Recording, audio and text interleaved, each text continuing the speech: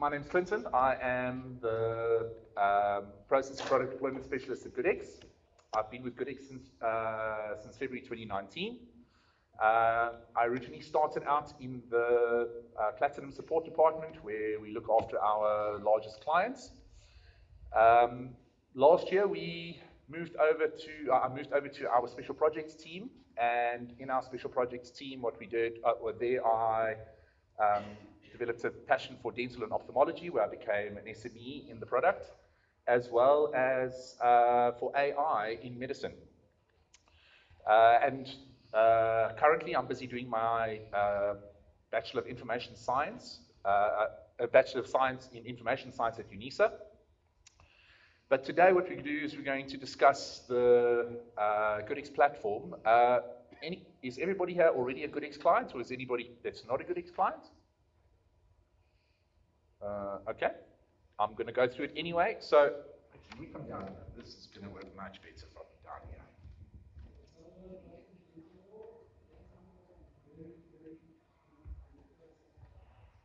Right, so this over here is our dental platform. And this section over here is the main charting screen.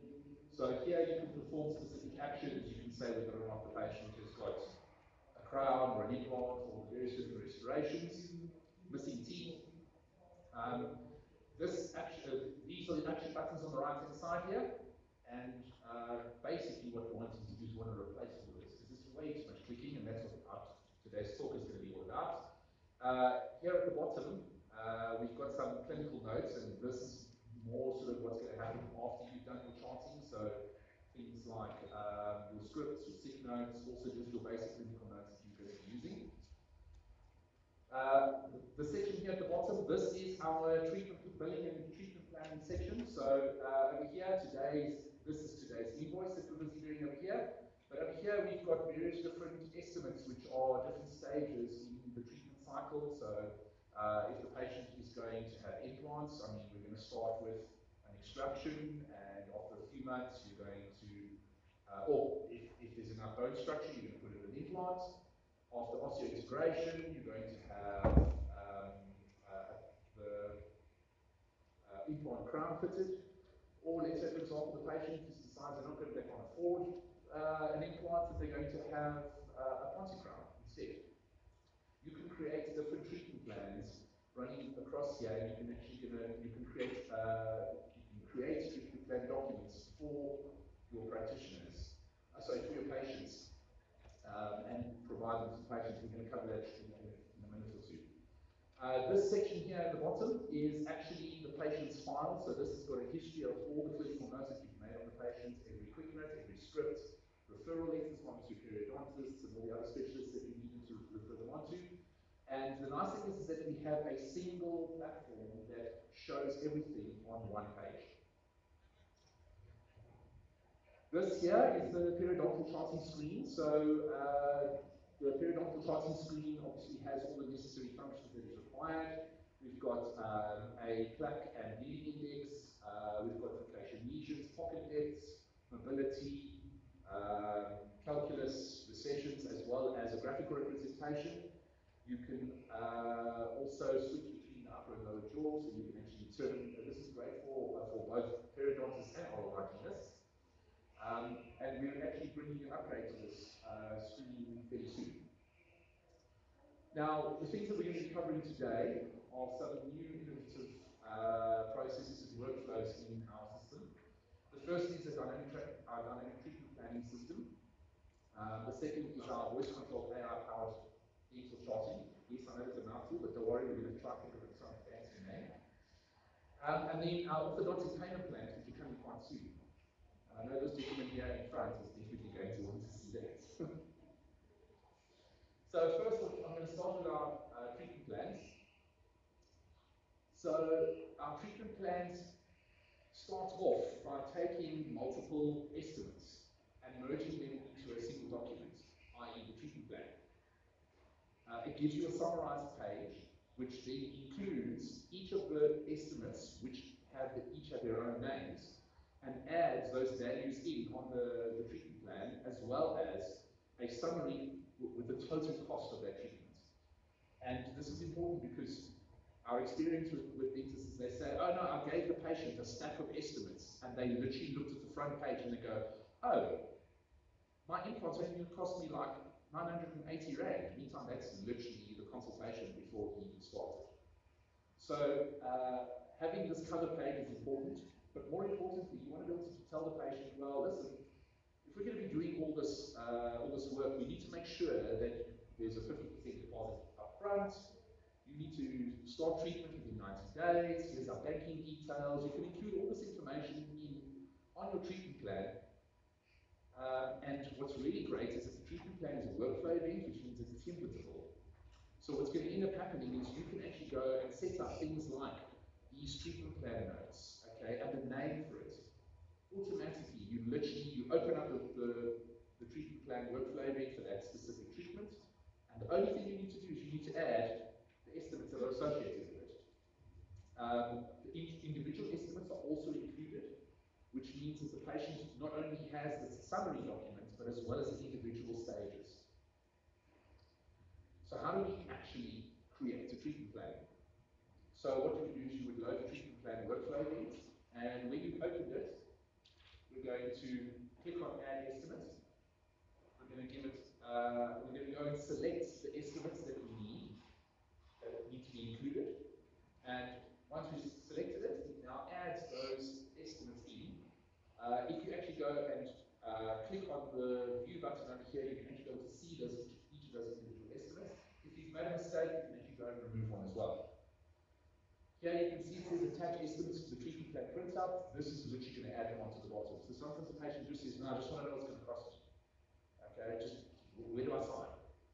Then you don't actually have to attach it. Generally, you're going to want that on because people want to know what they're paying for. And then you add in your treatment plan notes. So here you can actually go in, and as I said, a lot of this, except for this center portion over here, everything else over here is templatable. This is what it looks like when it's done. These are extractions, RCT, and grafts. So the great thing about the treatment plans is that also that there is, it offers the ability to offer different treatment options for a patient. As I said earlier, let's say the patient's going to have an implant. You're going to give him one set of, you're going to give him a treatment plan for the implants, or if he decides that he wants to have a body crown or even dentures, you can actually have two treatment plans and then you can choose between them.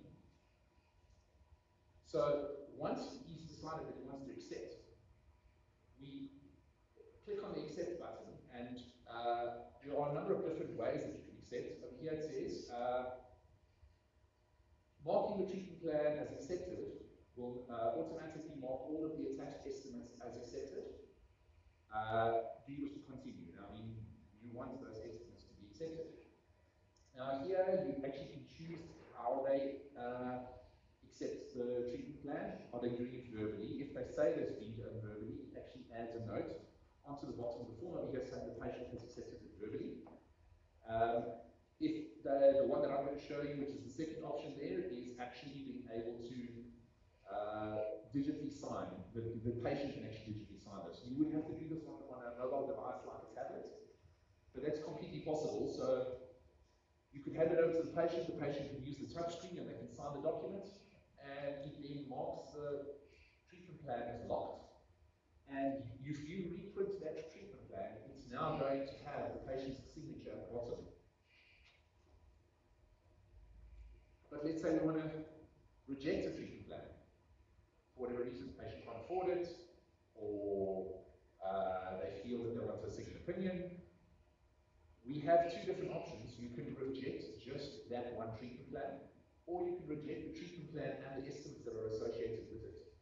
Now, if you reject the treatment plan with the estimates, there is a possibility that one of those estimates might have formed part of another treatment plan. For example, the patient needs to have extractions before they have an implant and a crown, but they also need to have the extractions before they have dentures. If you go and mark the estimates that underestimates as rejected, that one estimate that's on the second treatment plan is now also going to be marked as rejected. So instead what we do is we rather mark it as just the treatment plan is rejected, which then marks the other the estimates that are associated with it as pending. It also asks you why it was being rejected, and once you've typed in that, it actually adds the treatment plan reason at the bottom of the document, so that if anybody ever comes back later and goes, why did the patient not like this? Well, he did it because he didn't want to spend the money for the implant. Right, now we move over to the fun stuff. All right, so what makes this so powerful? Many dental practices are still doing their charting on paper-based charts, and those that are doing it digitally are still sitting in front of a computer and click, click, click, click, click.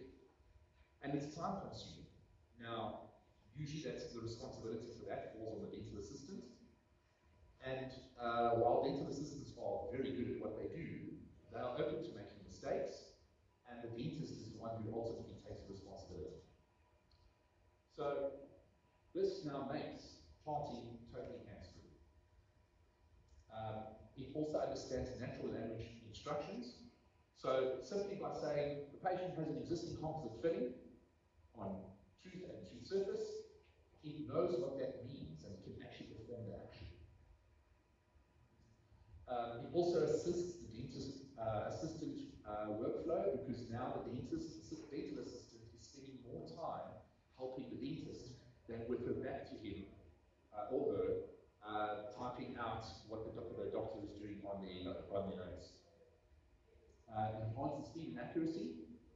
And now currently it's in the prototype phase, so we do have this out at a few clients, and our feedback has been generally quite positive, but let's give it a go.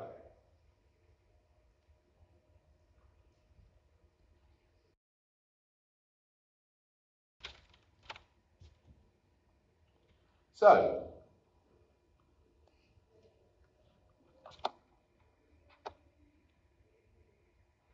just give me one sec.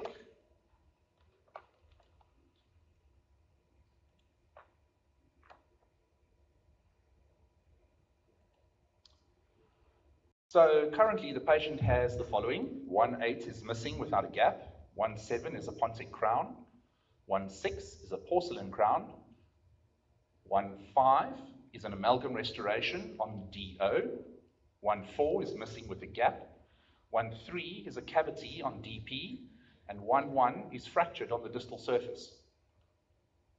Oh, sorry. Let's try that again. 1.8 missing without a gap.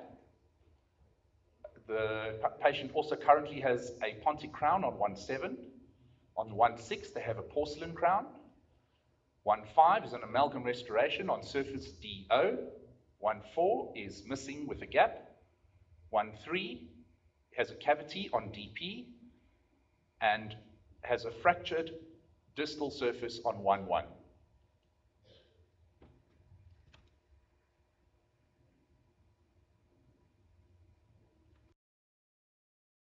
Done. Let's try another one. 2.1 is fractured on the mesial. 2.4 already has a cavity on OM. 2.5 has got a resin restoration on MOP. 2.6 has a resin restoration on the occlusal. Shivers again. See, I can't see that screen so well. So currently the patient has the following: 2.1 has a fractured mesial. 2.4 has a cavity on OM. 2.5 has a resin restoration on MOP. 2.6 resin restoration on the occlusal.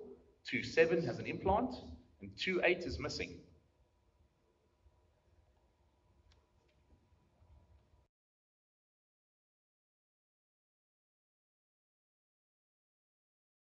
I mean, that's quick. How much faster would you like to chart? It also has a bit of logic into it. So let's say, for example, we are going to We're currently in the diagnosis and observation mode. Now, normally, if you're wanting to do billing and perform actions, you need to switch over to the treatment planning. But the AI is quite smart. If I go in here,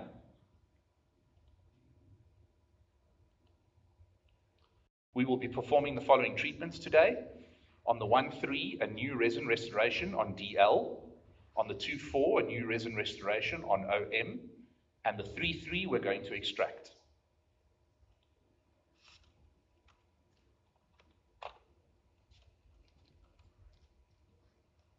So it missed on one of those, and as I said, this is still a prototype, but it's already gone and it's added in the actions that it's going to be doing and already started the billing. So you don't have to sit and go and do the billing afterwards. It's already doing it for you. Load your ICD-10 codes, switch over to the invoicing screen, post off your invoice.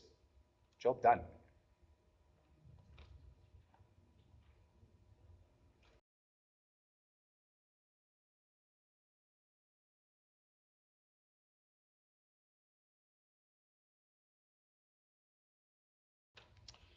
Right.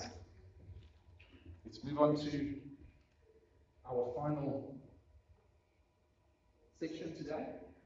So, dentists and orthodontists obviously have got payment plans for those patients who are coming in for multiple treatments, particularly for adjustments. And our desktop legacy system has for years had a payment plan, but trying to do work in our legacy system and then having to switch back over to the web just didn't make sense. So our orthodontic payment plans are currently in active development. I can show you the very first screen, which has been built. What this does is it allows for fixed term payments or monthly invoicing. And here's actually an example of what that screen looks like. So the first thing we're going to do is we're actually going to go and find the patient. And once we've got the patient, we're then going to go and load in treatment costs, so 60,000 Rand, an upfront deposit of 24,000. And as soon as you either enter the term or the installment, it's going to automatically calculate. So over here, if I enter in 3,000 Rand, it calculates it's 12 months. If I enter in 12 months, it's going to automatically calculate it's 3,000 Rand. You would then obviously select that the payment plan is active, and then you'll select the primary transaction date. So this is obviously your upfront cost. And then you insert your primary tariff code, the diagnosis, as well as your installment fees. So the date that every month that the installment is going to happen, that will be the date that's filled in there is the initial installment date, as well as your installment code and the installment diagnosis. Once we hit save, it then loads it into a batch screen or a screen with all your payment plans that are ready to be processed. So this screen has already been built. We're going to probably be merging it into a release next week. This screen over here, which is our monthly batch processing screen, this is a mock-up that our lovely business analysts have put together. So we've not really seen this in action, but I can tell you what it's going to do. What will happen is on the day every month that you're going to process your batch invoice, the 25th or the last working day of the month, whatever the case may be, you will go into this screen over here, and it will have all of those files ready to be loaded, all those invoices ready to be loaded. And what's going to end up happening is you're simply just going to click down here at the bottom, post, or post and switch to the medical aids where necessary, and it will automatically reduce the number of invoices that are outstanding on the payment term. And what it will do is every month it will generate that invoice until the term has completed, and at which point it will stop. This means that you're never going to miss an invoice. It also means that you're never going to overbill a patient. Patient's happy, doctor's happy. So, final recap. Treatment plans empower patient choice. It keeps the system together in one place. You don't have to go and type up separate. You don't have to print out estimates and then send it to the patient and go, no, but that estimate also goes with that treatment plan. It literally creates a unified document, and you can, as I said, you can create multiple ones, empowering patient choice.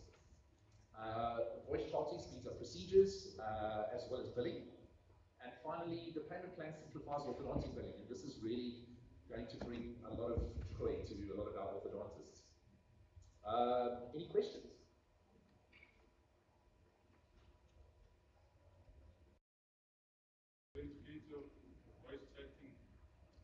Just give me a minute and just, yes. Is there a possibility that instead of telling, when we obviously put the AI voice charting into effect, wouldn't it be easier to tell, could you say the codes instead of saying, oh, I did a 3-surface filling on the that's definitely possible.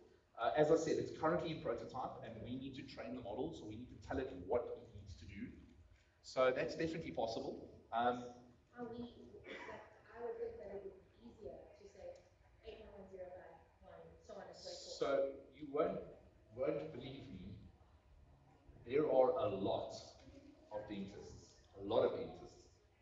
who don't know what their billing codes are, particularly when they're busy leaving public service. Okay? And they know what they did, but they don't know what they're billing. So I see where you're coming from. You want to be able to say, this is what I've done, the billing is what I've done, and you want it to charge. Sometimes you want it the other way around. So we've never thought of it from that perspective, but it certainly makes sense. And it's definitely something, this is, as I said, we're wanting feedback on this, and that kind of suggestion actually makes sense. All we need to do is we just need to make sure that the codes are aligned with the different actions. I think what's also, I do have one question for you though. When you are saying that you have done this billing code, and let's say for example you're doing fillings, do you say I've done an 8352? Yeah, okay. Correct. 8352, do you say I've done an 8352 on the 1-2? Yes, but do you also say what surface? We write it down. So you can say you've done an 8352 on the 1-2 MI or whatever. Okay, that's what I'm saying, is that, remember that our system, the way it works, you've got to give it a surface, otherwise it's like, I mean, a filling on the buccal surface is very different to a filling on the occlusal surface. But if that needs to be said, it can be said. Yeah, of course. Just going by codes, it would make a lot more sense to go by codes if you know your codes. If you know your codes. But that's why I say we need to cater for both. So yes, and I totally understand it, and I think it's a very good point. So you were going to ask a question? Yeah, my question was almost similar. I wanted to find out if ever you send a voice of sentence, voice of calling talking about certain subjects, and then it comes. I actually didn't show that to you, but you have to repeat it. You don't. Let's say it's charted wrong. Yes. You can literally go reset tooth number 17, and it literally just resets the tooth back to its base state. And then you can go and restart it. One of the other changes that we're literally bringing in is currently you saw I had to click start and stop the whole time. What we want to do is we want to start the recording, but it's not listening yet, or it's not listening to your charting instruction. It's listening for keywords. So you could start at the beginning of the consult, and throughout the consult you can say something like start charting, and then you can read off your findings, and you can say stop charting. Okay, and because it's constantly listening for keywords, it's not listening for the entire visit, it's just listening for keywords. So you can just say start charting, stop charting. And then at the end you just say stop. But when you say stop charting, it does the charting, and then it waits for the next trigger word. So that's something that we are definitely working on at the moment. Just press escape there.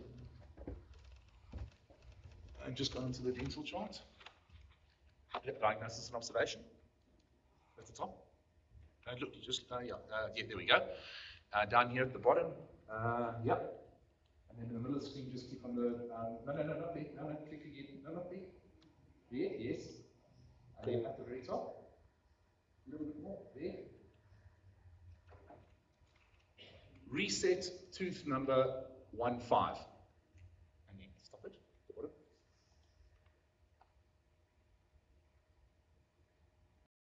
There you go. So you can give it instructions to deal with each individual tooth. It also supports pediatric. You can actually tell it, mark the tooth as a permanent tooth if the permanent tooth is erupted.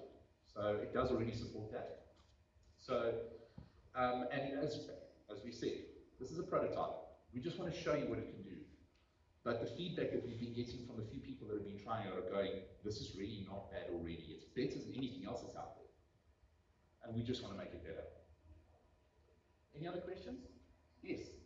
Just to understand correctly, so at the end of the session, at the end of your visit, if you've done, say, a filling on the 101 and 8352, so you would then say filling done on 11M. Yes. Then that would, it would then put in the 8352. It will build 8352 on the 111, on the MI, and mark the chart with it. But then would it also, do you have to say, I've used clouds and sterilized? No. So currently we don't.